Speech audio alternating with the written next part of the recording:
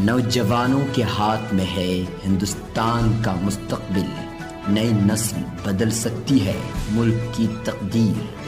नई सोच से बेहतर होगी मुल्क की तस्वीर। इसलिए मिल्लत टाइम्स पहुंचा रहा है मुल्क की जनता तक मुल्क के नौजवानों की आवाज़। सदाए नौजवान, सदाए।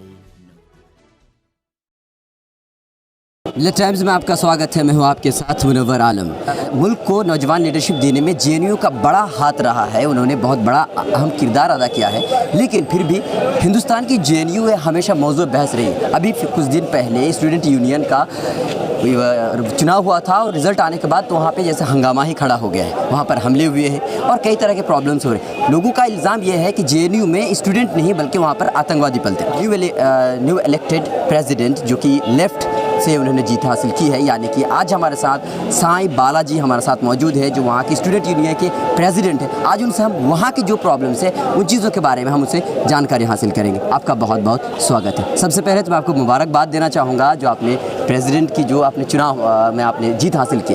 मैं आपसे ये जानना चाहूँगा कि इस चुनाव में जीत जो आपने हासिल किया इसका सेहरा आप किसे देना चाहेंगे? एबीवीपी को कि उनको वो तनहा थी, उसके साथ आपके उनके साथ गठबंधन करने के लिए कोई नहीं था, या फिर लेफ्ट पार्टी वो पार्टी जो आप जिनके साथ आपने गठबंधन की, किसे आप इस जीत की सेहरा देना चाहेंगे?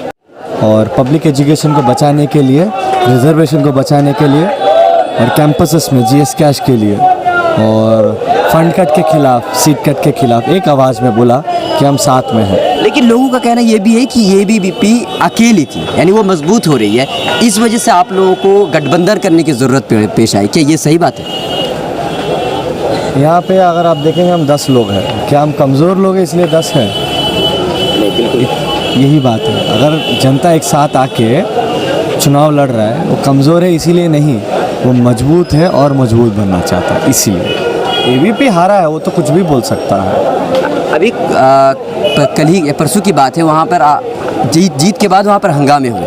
एबीवीपी का कहना यह है कि आप लोगों ने उन पर हमला करवाया, लेकिन आप लोगों का इल्ज़ाम है कि उन लोगों ने हमला करवाया। किसकी बात सही है, किसकी बात माने? ड्यू पे कौन किसको मारता है? जाकिर हुसैन इवनिंग कॉलेज में किसने किसको मारा है? रोहित वेमुला का इंस्टीट्यूशनल मर्डर किसने कराया है? मोतिहारी में संजय कुमार के ऊपर कौन सा भीड़ था जो पेट्रोल डाल के जलाने का कोशिश किया? पहलू खान को किसने मारा? अखलाक को किसने मारा? कासिम को किसने मारा? तो यूनिवर्सिटी लेवल की बात हो रही है, तो यूनिवर्सिटी पे नजीब को किसने मारा था, जिसकी वजह से कौन गायब हुआ था? तो जो आज हिंसा की बात कर रहा है सबूत दिखाए। हवा में बात करने से कोई चीज़ नहीं। सबूत दिखा रहे हैं कि सर पर चोट है, हाथ पर चोट है, पैर मतलब उनका फ्रैक्चर है, कुछ लोगों का आईसीयू में एक भर्ती है। तो मैं बोल रहा हूँ वो लोग हमले किए थे, मेरे पास उसका वीडियो प्रूफ है। वो लोग मारे थे, उसके पास मेरे पास फोटोग्राफ है। वो जो लोग एक्सीडेंट करके गिर गए थे उनका भी फ़ोटो लगा के बोल देगा कि ये मार खाया है।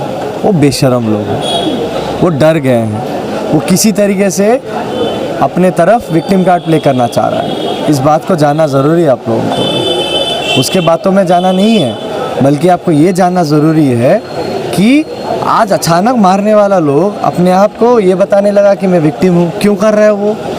क्यों? क्योंकि वो डरा हुआ है। उसको लग रहा है 19 वो हारने वाला है। वो सिंपैथी गेन करना चाह रहा है। वो जो ताकत अभी मजबूत हुआ है उसको कमज़ोर करना चाह रहा है। हम कमज़ोर क्यों होंगे उस झूठ के चलते हुए? सबूत दिखाए। पट्टी तो मैं भी बांध लूँगा, हाथ तो मैं भी बांध लूँगा, बट अंदर की सच्चाई तो वो जानता है और मैं जानता हूँ। जनता को अंदर की सच्चाई जानने का ज़रूरत है ना। क्या सबूत है भाई? कोई सबूत नहीं है। आप लोग चुनाव के शुरुआत से लेकर के अब चुनाव जीतने के बाद भी वहाँ के जो वीसी हैं उन पर आप लोग इल्ज़ाम लगा रहे हैं, उनको आप कह रहे हैं कि वो गलत है। क्यों? आखिर उन्होंने तो पूरा अपने माहौल में उन्होंने चुनाव होने का उन्होंने फैसला किया, चुनाव हुआ भी, आप जीत भी गए, मुबारकबाद हासिल कर रहे हैं, फिर भी आप लोग वीसी के ख़िलाफ़ बोल रहे हैं। ऐसा क्यों? हम लोग आज जिंदा है। क्या ये मोदी का दिया हुआ देन है क्या? हमारा हक है भाई। वीसी की जागीर नहीं है, ठीक है? वो जनता की प्रेशर थी कि उसको चुनाव कराना पड़ा। उसको अगर उनका मन का इंशा आप जानते हैं ना, वो चुनाव बंद करा देगा, क्योंकि वो ऑलरेडी एबीवीपी का प्रेसिडेंट है। एबीवीपी को अलग से चुनाव लड़ने का ज़रूरत नहीं है। चुनाव जीते या हारे, ऑलरेडी वाइस चांसलर एबीवीपी का प्रेसिडेंट है।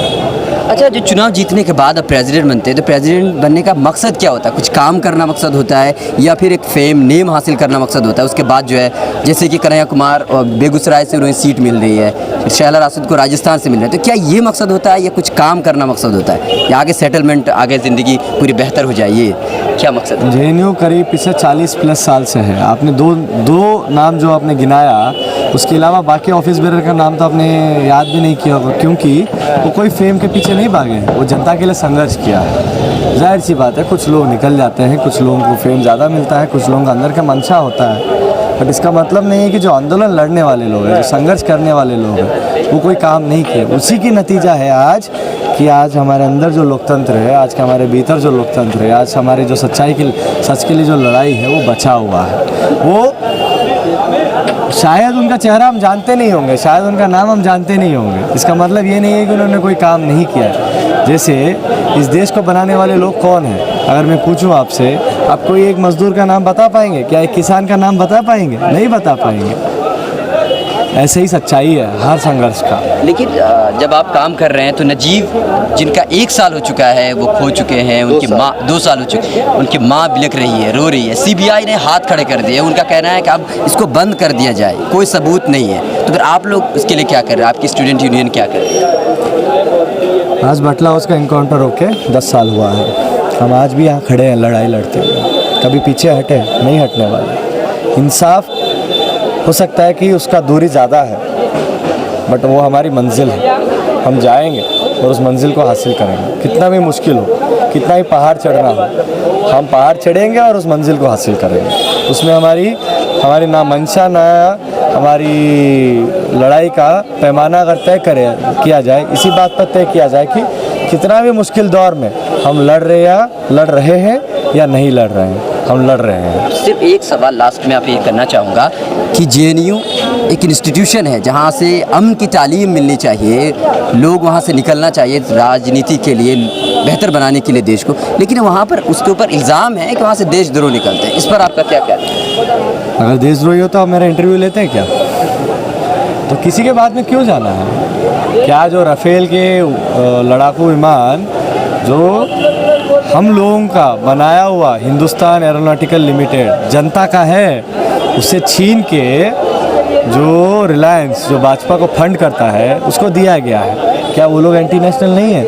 हमारी संपत्ति को बेच दिया जा रहा है फॉरेनर्स को नहीं बोलूँगा, इसी देश के लोगों को, एकदम FDI के नाम पे हो। जियो यूनिवर्सिटी जो बनाया, क्या उसका कहीं मंजिल है, कहीं दीवार है, ज़मीन है क्या? कुछ नहीं है, फिर भी उसको 1000 करोड़ देने के लिए सरकार तैयार हो गया। क्या वो एंटी नेशनल नहीं है? तो जो भी देशद्रोही किसी को अगर कह रहा है, कहने वाला क्यों कह रहा है यह जानना ज़रूरी है। भगत सिंह को भी एंटी नेशनल कहा था RSS ने, क्या उस टाइम हम लोग भगत सिंह को क्या एंटी नेशनल मानते हैं? कॉमरेड चंद्रशेखर जिसको सिवान में मार दिया गया था, उसको उस दौर में ABVP एंटी नेशनल कहता था, क्या आप मानेंगे? रोहित वेमुला को एंटी नेशनल बोला गया था, क्या आप मानेंगे? RSS गांधी को देशद्रोही मानता था, इसीलिए तो उसी सोच के एक व्यक्ति ने गांधी का हत्या किया। तो मतलब ये सब जो कुछ भी हो रहा है ये RSS का पूरा विचारधारा है, कहने का ज़रूरत है क्या? आपका बहुत बहुत शुक्रिया। तो ये थे newly elected president student union of JNU Sai ji Bala. आपका बहुत बहुत शुक्रिया देखने के लिए, और ताज़ा तरीन खबरों के लिए लॉग ऑन कीजिए www.millattimes.com। ये प्रोग्राम देखने के लिए आपका शुक्रिया। मिल्लत टाइम्स की मज़ीद वीडियोस देखने के लिए यहाँ क्लिक करके सब्सक्राइब करें और बेल आइकन को ज़रूर दबाएं ताकि आपको हमारी हर वीडियो का नोटिफिकेशन मिल सके। फेसबुक पर मिल्लत टाइम्स का पेज लाइक करें, ट्विटर और दीगर सोशल अकाउंट को फॉलो करें। मुल्की व आलमी हालात पर ताज़ा तरीन न्यूज़ और तज्ज़िया पढ़ने के लिए कहीं भी कभी भी लॉग ऑन करें www.millattimes.com। उर्दू, इंग्लिश, हिंदी तीनों ज़बानों में मौजूद है ये वेबसाइट। सरकारी, सियासी दबाव और कॉरपोरेट से आज़ाद ईमानदाराना सहाफ़त को फ़रोग़ देने में आप हमें अपना ताउन पेश करें। तफ़सीलात डिस्क्रिप्शन में है।